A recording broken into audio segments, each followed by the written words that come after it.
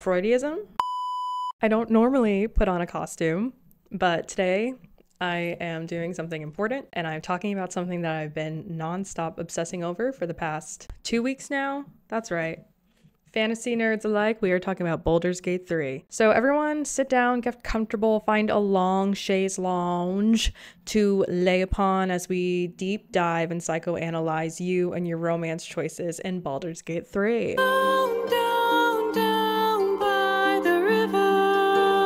Alright everyone, welcome back to Mia Likes Movies. My name is Mia and I like movies. And you know what I like more than movies? I'm such a fantasy and D&D nerd. I don't know if that was obvious. My bookshelf and all the videos that I have my bookshelf, all of my nerdy D&D stuff and fantasy stuff happens to be in the shelf that is cut out of the frame. But I promise you, I love D&D, I love fantasy. So of course when Baldur's Gate 3 came out, and it happened to come out the day before my birthday, like the full release, early access, we'll talk about it. But I've been playing it nonstop and I'm obsessed with it and I love all the romance options. It is so freeing and it really is a great adaptation of a D&D game from tabletop to computer. But before we begin, go ahead and like, subscribe, caress the bell icon, and who should we dedicate it to today? If you've played the game, do you want to guess who I want to dedicate it to?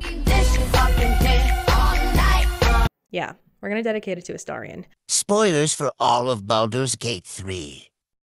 Warning! Oh, there will be some spoilers throughout for all of the game, mostly Act 1 though. I don't want to go too deep into plot things, but we're going to talk about like what characters like and what certain things gain their approval, and if that scares you as far as wanting to go into it blind, then maybe this video isn't for you, but come back after you've played the game.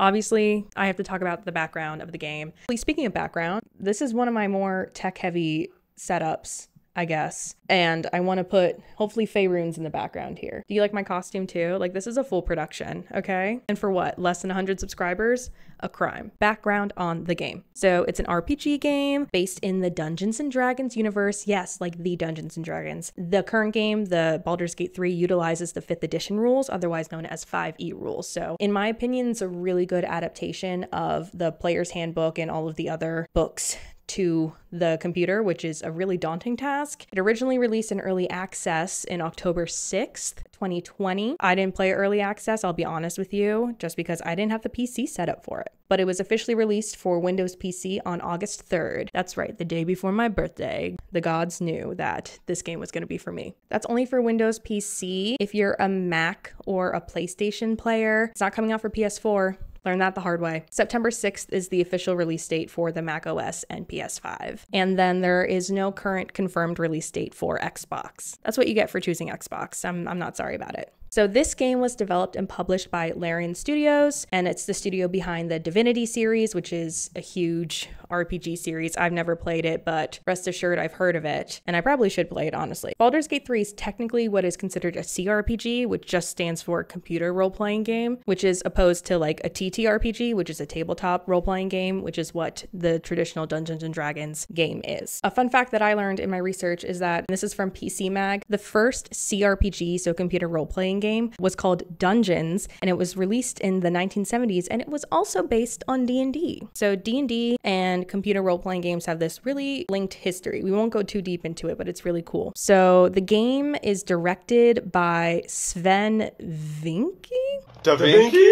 I should have looked up how to say it. The founder and CEO of Larian Studios is the one that directed the game. If you watch the stream from hell, he's the lanky old guy in the armor that's sitting in the middle and kind of directing everything, because he did direct everything in the game. As you can assume by the title Baldur's Gate 3, it's the third game in the series, but it's the first one developed and published by Larian Studios. Baldur's Gate 1 was developed by BioWare, who we talked about Mass Effect on here. They're Mass Effect and Dragon Age. Played Inquisition. It's a big point of contention between me and my friends who have played Dragon Age that I've only played Inquisition. BioWare, yes, that BioWare. The first game was published by Interplay Entertainment, and that was all the way back in 1998, so I wasn't even conceived yet. The Baldur's Gate series is specifically set in the Forgotten Realms, or the Realms, which is one of the D&D universe settings. The second game, which is called Baldur's Gate 2, Shadows of Amn. I haven't played either of the first 2 games because they're old. I'm sorry. This is controversial, but if the game is like older than 2005, it's very hard for me to get into it. Call me Gen Z, call me Gen Alpha, which I'm not, but you can call me that. It's just sometimes the interfaces just don't play as well. But I'm trying to get more into PC gaming, which hopefully then I can get into older games because I've been a console player for most of the time. This is a tangent. It doesn't matter. I don't have to defend myself to you. Okay. You're here watching me. Okay. You can click out if this upsets you. The second game was also developed by BioWare and it was published again by Interplay Entertainment, this time in 2000. So I was walking. So between the time that the first game and the second game came out, I had been conceived, birthed, and probably already walking and talking. And then Black Isle Studios started development on the original Baldur's Gate 3, The Black Hound, in 2003, but the studios faced financial crisis and ended up getting shut down due to bankruptcy, and then everything with that third game that was in development around that time got completely trashed. So the Baldur's Gate 3 that we see released today and the one that was released in early access is completely separate and has nothing to do with that third game. But this Baldur's Gate 3 has received raving reviews from not only fans, but also people new to the genre or new to the game series, and also to critics. Critics are loving it. Metacritic gave it 96 out of 100. Game Informer gave it 9.5 out of 10. ING gave it a 10 out of 10, and Mia gives it 10 out of 10 as well. It was the best-selling game on both Steam and GOG.com on the day of early access launch, and then on August 4th, my birthday, Baldur's Gate 3 had sold 2.5 million copies within 24 hours of the full game being released. That is insane.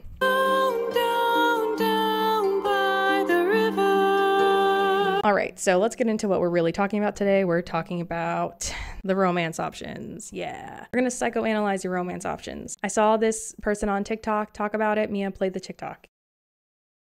This person did it on TikTok. I'm going to do it here on YouTube. You're welcome. There are some characters you can have a one-night stand with. We're not talking about them, okay? We're talking about the real, true romance options, okay? Like if you were on Hinge, you're going to turn your preferences on to long-term and to short-term. Let's get into it. You made it. Come here. Sit with me. Shadowheart. Shadowheart's one of the first people you meet in the game. She is a high half-elf cleric, and a cleric is like a magic-based, faith-based class, a worshiper of Shar. There's this other god named Seluna, who's like the moon goddess, and then there's Shar. It's kind of considered almost like a bad god, dark and dangerous, and they go through these really in-depth trials to be justiciars. So in general, Shadowheart likes deception and persuasion, and she also obviously likes people who worship Shar as well. Can you hear my dog eating food? I'm sorry, but I'm on a roll. I'm not going to stop. She dislikes cruelty, siding with the Githyanki, and then she also hates people who are devoted to Seluna. The description for Shadowheart says, Shadowheart willingly undertook a ritual to remove her memories in order to protect the secrets of her fellow Shar worshippers. Loss and pain are sacred to her, but her faith is now being tested like never before. And Shadowheart is hot. I will say, contrary to popular belief, Shadowheart was the reason I downloaded the game. She's the reason I downloaded the game. I wanted to romance her. And in my first playthrough, she was the one that I ended up in a romance in. I accidentally locked myself into a romance with her in my first playthrough. That was a cursed bard playthrough, which didn't mean to be a cursed bard playthrough, and I accidentally locked in a romance with her, even though it wasn't my intention, but she was also the reason I downloaded the game in the first place. It's really complicated. Regardless, she's hot, okay? What does it say about you if you try to romance Shadowheart? I'm so glad you asked. You either really like slow burns or you have intimacy issues. Like if you were on Tumblr, you would have considered yourself a demisexual because you need a strong bond with someone. You also probably have a lot of religious trauma you can identify with through her journey as a character. Probably like your girl's a little quirky or off the beaten path, but who are good at heart. Because Shadowheart is trying to be good. And the whole point of her character is that she is this good person who doesn't like cruelty, but she just happens to worship a god that is kind of cruel. Religious trauma babes, you either are Shadowheart or you want to be with Shadowheart. Think about it. This is meant to be flattery, not poetry. Just tell me I'm beautiful and we can call it a day. Astarion, obviously, I mean, what more can be said? But let's talk about it. He's a high elf rogue, and he likes supporting his whims, siding with monsters, and he likes murder, okay? Judge him if you must. And he dislikes altruism. And if you're a person who doesn't know what that means, he dislikes being good for the sake of being good and helping other people. So his description is, after 200 years serving a cruel master, the vampire spawn Astarion is finally free to walk in the sun, free to chase power, and free to take revenge. Feels like a lot has already been said about Astarion, but we're going to talk about him anyway because yes, I love him, okay? I will defend him with my life. That is my baby boy. That is my baby. And if you say anything about him, kill yourself. I would die for this man. And yes, I would let him drink my blood every night. That's nothing to do with you, okay? Yes, I'm bloodless. Yes, I have the bloodless moodlet. And you would too, okay? So what does it say about you if you like Astarion? You're gay. You're a little fruity, you're a little sassy, and you're gay. Even if you're not gay, you're gay if you like Astarion, okay? No ifs, ands, or buts. You're gay. It's not easy to like Astarion, right? Because it takes a really long time to get his approval. Even if you're doing stuff that he does like being just rude to everyone, that doesn't just automatically get his approval. It's really hard for him to open up to you. Like, he seems really, I'm getting really passionate about this, and that's okay, okay? He is really flirty, right? But it's a defense mechanism. To get to the true heart and core of Astarion, it takes time, okay? Also, you probably liked vampires as a kid, or you thought you were a vampire as a kid, specifically Buffy. Not so much Twilight, but also Twilight, if that makes sense. If you were young like me, then yes, because it was good and Buffy was a little before your time. But if you're older than me, you appreciated Twilight for its campiness and not really what it stood for when it's Mormonism, but mostly aligned with Buffy type vampire, Interview with a Vampire, like that kind of vibe, 90s vampire vibes. You're probably liking Astarion because it's kind of aligning with that morally gray, hot vampire, sparkling in the sun type of vibe. And you like pain and you like rejection. Larian Studios released this data after the full release of the game that almost everyone that played the game got rejected by Starion. I didn't. Okay, I didn't get rejected. If we ignore the fact that I just said that I accidentally locked in a romance with Shadowheart in the current playthrough I'm playing, I didn't get rejected. So I just want to put that out on the table. I'm better than all of you. The character development for all of these companion characters and romance characters is so good. The stories are so deep, and the obvious freedom of the role playing really lends to this as well, is that you really do get involved and invested in these characters' storylines, which is so amazing. So in all seriousness, Astarion's storyline is all about the cycle of abuse, because he does come from a really abusive past with his vampire master. And also, like, not to defend a toxic gay elf twink, a twink elf, a twelfth if you would, but if you were locked up essentially for 200 years and couldn't see the sun and had to serve a cruel master, and then for the first time ever, not only can you go in the sun freely, but also you are free from your master for the first time in 200 years, I also wouldn't want to just go help people. I would want to go fuck around. He's valid for that. Now perhaps we might try a more intimate style.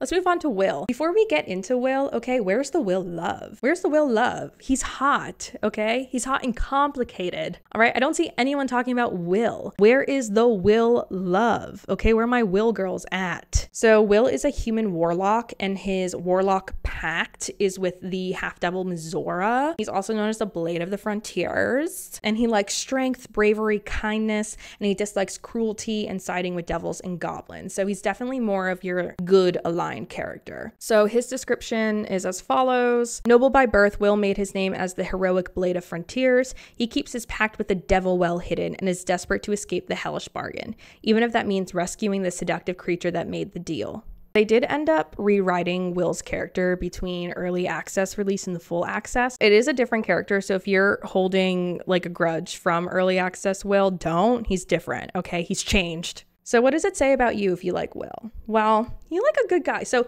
the thing about Will is that he's complicated. He's got a complicated backstory. He was a rich boy, and then he made that pact with the devil. Like, it's a lot going on there. So he's really trying to be good, and he's trying his best, but he's complicated and he's got a dark backstory. So you like someone who's good with a little bit of trauma. I don't know how else to say it. Will's not perfect, but he's trying to be, and that's all that matters. And he's also one of the slow burn characters. Tiefling refugee party after you save them, which is like the big romance option where you can finally fuck someone. You can't with him and Shadowheart. So they're kind of like considered the more slow burn options because of that, because it takes a while to get in their pants. But you're probably straight. Will's not really a gay aligned character. I don't know how else to say it. It's not that he's not for the gays versus Astarion, who is very much like, oh, the gays are gonna love this. Will is not so much the gays are gonna love this, and because of that, he's not gay aligned, but he is hot, okay? But it's definitely for like the straight girl who loves a good guy with a little bit of a dark past. Oh. My, you startled me. I was miles away. We have to talk about Gale, and I'm sorry we have to, but we do. Gale is a human wizard. I'm laughing because this is ridiculous. He has a lot of issues with his ex Mistra, and he'll tell you about it. I'm not going to talk about it. If you want to find out about it, give him one magical item and he'll spill all the guts. He likes kindness, magic use, and intelligence. He dislikes cruelty, violence, and lack of intelligence. One of the funniest things that happened to me in the aforementioned Cursed Bard playthrough is that, I can't remember her name, the worshiper of Selûne, I did end up letting her get kidnapped. It did not end so well for everyone. And Gale basically says, the consequences of your actions. And you know what? Honestly, that hurt. I didn't even want you here in the first place, okay? And then you're telling me I'm the bad guy? Anyways, this is Gale's description. Gale has one ambition, to become the greatest wizard Faerun has ever known, yet his thirst for magic led to disaster. Another Ree's destruction orb beats in his chest, counting down to an explosion that can level a city. Gale is confident he'll overcome it, but time is not on his side. Here's the thing about Gale. You don't need to put any effort for Gale to pursue you. Almost everyone that has ever played the game is trying to romance someone else, and Gale comes up and is like, oh, I can't believe he likes someone else over me. And it's like, obviously I do. Like, Gale is hot, right? But Gale, you're annoying. This was real life. Not like if I lived in the video game world, like if this was the video game world and it wasn't a video game world, like it was real life. I don't know how else to explain that.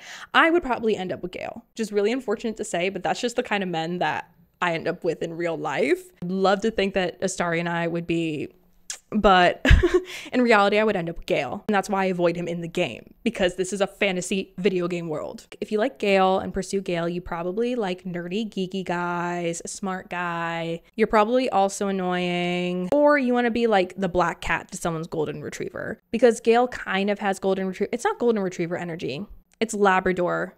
It's Labrador energy. You want to be the black cat to someone's Labrador retriever, because he's not a golden retriever. Like, Gale would be the type of person to explain The Godfather to you as you're watching it. So if you like Gale, you probably wouldn't mind being in that situation, or you can tolerate that. Also, I do want to mention that Gale quotes A Midsummer Night's Dream throughout the game. He says, "Lord, what fools these mortals be." So this confirms that Shakespeare is canon in the Dungeons and Dragons universe, at least as it relates to Baldur's Gate. That, or Gale is Shakespeare? Things to think about. Larian Studios, I would love an answer. You can't just throw "Lord, what fools these mortals be" into a game and not expect me to say something about it. I made like a 30-minute video about Shakespeare, okay? I taught Shakespeare to kids. You can't just throw that in there. I don't mess around, okay? Are you so offended by truth?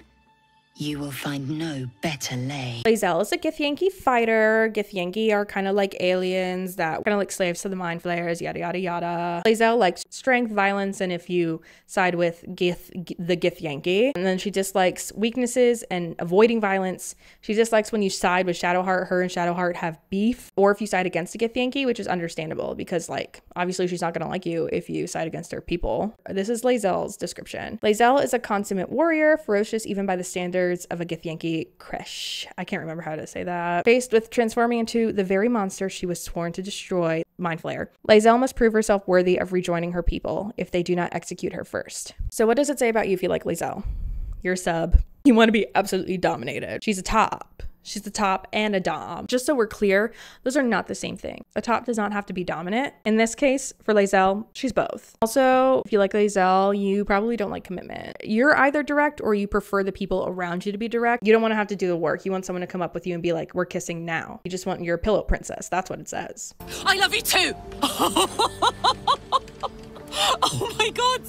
I've been dying to say that. So now we're moving on to Carlock. She's a Zariel tiefling barbarian. I don't know why I said it like that. She likes compassion, honesty, heroism, and straightforwardness. She dislikes cruelty, lying, and siding with devils or evil. So basically there's a quote on the wiki that says, "I was a prisoner, forced to fight in the blood war, the eternal battle between bad and worse." She's a complicated character and we all love her. We love her. She's so fun and passionate and exciting, and I love that about her. In theory, I think I'm a Shadowheart, but I'm actually a Carlock. Let that settle think about it and let's move on. You love fire signs. You love a Leo, you love a Sagittarius, you love an Aries. And I know that's like not a huge jump to make because she's literally like a fire demon. But if the shoe fits, you also probably really like people who are fun, bright, passionate, and creative and chaotic. Most importantly, you like chaos. That doesn't mean you're chaotic. You love when other people are chaotic. You love the mess. How else do I say it? If you like Carlock, you like big mommy milkers, okay? This is the most ridiculous thing I've ever done. Want to be crushed and dominated, but in like a tender way? Like, so tight. And if you like Carlock, you're just fun. You're just a fun person, okay? People who hate her hate fun. So those are all also the companion characters. They're characters that you can also play as if you don't want to customize your character. But now we're gonna move on to the 2 other romance options. So Halsen. I'm almost frightened to touch you. If I give in, I may not be able to stop until I've devoured you. Yes, the famous bear scene. Yes, that's him. He's a wood elf druid. He likes good harmony, siding with the tieflings and druids. He's a very compassionate person, and he dislikes cruelty and the destruction of nature. So what does it say about you? You have daddy issues. Oops. Like, obviously, if you're playing Baldur's Gate 3, you probably have daddy issues, but if you pursue Halsen, I mean, old, big and buff, caring, compassionate father figure within the druids. He's a father figure within the druids. Daddy issues. Also, you're patient because you have to wait a really long time in game to even start flirting with him. It takes a long time. I have to say it, furry? That's what I have here. Furry question mark? You're not against furries. And then you just like buff daddies. The buff tenderness, like how Shadowheart and Will are kind of like 2 sides of the same coin with the slow burn. Halsen and Carlock are both kind of fluid, but also like big, strong, but also tender. So if you like Carlock, you probably also like Halsen. To find you before you turned in for the night. My blood runs hot after the battle. The last person, I use person loosely, is Minthara, who is a Lolth sworn drow. And if you're not caught up with the drow lore, okay, 2 major types of drow. I can't remember what the other one is, but Lolth sworn drow are kind of like the evil. That's just prejudice against the Underdark. So a Lolth sworn drow, they're raised by Lolth's cult in the city of, I promise I'm like, I know my stuff. This is all stuff that I don't say out loud all the time. Raised by Lolth's cult in the city of Mesoberanzan, these drow extol the virtues of their corrupt and merciless goddess. Lolth marks her followers with bright red eyes so the Underdark will learn to fear drow on sight. So evil. She's an evil character. If you side with her, all the good people in your party leave. If you like her, you live for drama. Most simplest thing to say if you pursue Minthara, you will do whatever it takes to get pussy. That's all it says about you. Morals are not important to you as long as pussy's in the matter. But she's hot, so I can't really judge you.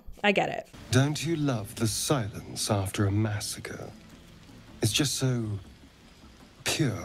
That's all I have to say. If you want to talk Baldur's Gate 3, hit me up in my socials below. I've been talking about it nonstop to my friends who don't care. My friends don't care. I wake up every day. It's all I think about. And then I have to go to work and function as a human being where I'm like, I'd rather be at home kissing my 12th. I want to go home and kiss my twink elf. Pray for me during these trying times as I have to work instead of play my video game. Thank you so much for watching. This is not a judge-free zone. This is a pro-judge zone, so feel free to judge below. If you want to see more Baldur's Gate content, let me know. Comment down below, like, subscribe, press the bell icon, yada yada yada, to play us out. Play us out.